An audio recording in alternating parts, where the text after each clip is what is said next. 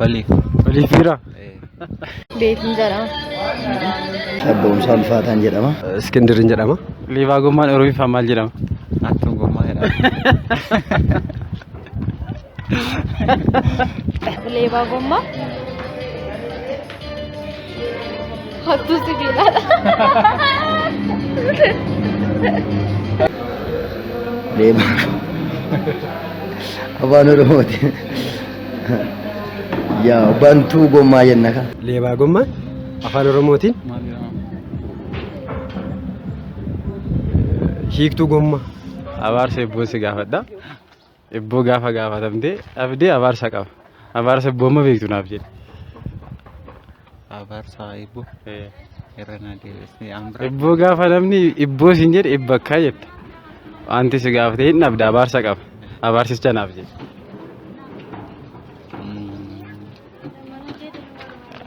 Gaaffii gaafatamte. Fakkeenyaaf gufuu gugguuftuu jala bahee otoo dhudhuuftuu ganna bahee waan jedhamu. Madabii jala si albaatee gadhiisee waan jedhamu faatu.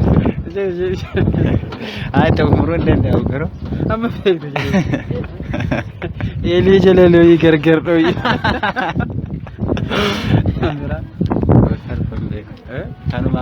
Warqee keessa kaadhu buufaaf raacha nyaadhu. Gulantaa gufadhu funyaanii gubadhu jedha Oromoon gaafa mammaaku. Gulantaa gufadhu funyaanii gubadhu ganda gubbaa bahee laga naman ce'inii jedhamu. Fardi dandabsuun sinan labsuu jennee dagaa akka waan nama narrabsanii taasaniitu eelee jala looyii haadha kee jalaa dhooyi. Lammaffaan immoo caffee keessa kaadhu buufaaf raacha nyaadhu. Naa waan akkanaati. Ansi na baadhu fardi dammaqsu.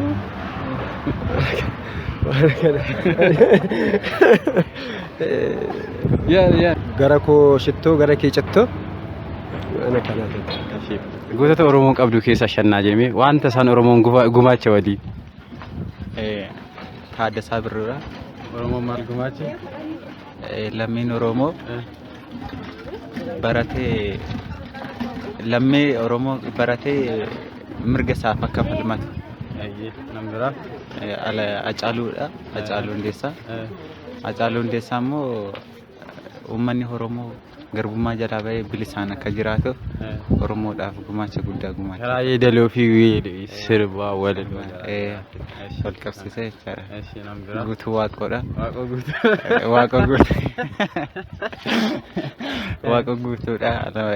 Elemoo Qilxuu Abbishee Garbaa. Isaan kana jechaadha. Wayyaalteef galatoomi. Abishee Garbaa. Oliiqaa Dingil. Hacaaluu. Afraffaan Eebbisaa Addunyaa. Oliiqaa Dingil waan inni biyyumaaf jedheedha kan inni wareegame. Eebbisaan Addunyaanis gaafa isin jedhu bakka Oromummaa isaaniif jedhan jechuudha. Ammoo waan beekuun qabu. Warra darban. Eshi Abdiisaa Agaa. Waaqoo Guutuu. Waaqoo Guutuu nama sadaffaarra Hayilee eenyu akka ta'e. Hayilee Fidaa. Hayilee Fidaa.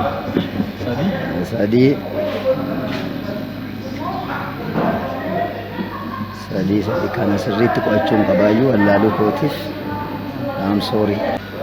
Yaa badaasaa kana keessa galee amma nan hubanne dubbisuun qaba tureen dubbifne kunis dogoggora kooti. Jeneraal Taaddasaa Birruu. Abdiisaa Agaa. Hacaaluu Hundeessaa. Daraaraa Kafanii.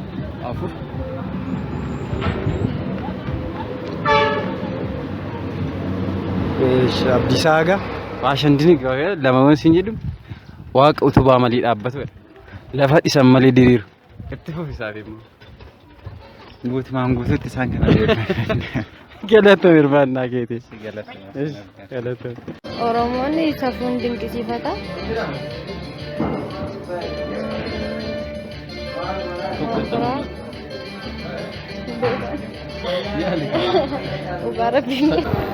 Iddii rooba malee gabbatu waaqa utubaa malee diriire lafa dhisaa malee dhifame meeqa ragaa qabe sadii jedhe waa shan diniqiidha buufa miila malee lu afurii tokko gaattina eebbisika. Galatoomaas. Tokkoffaa irratti uummoo dhukkuba malee yaadu waaqa utubaa malee dhaabbatu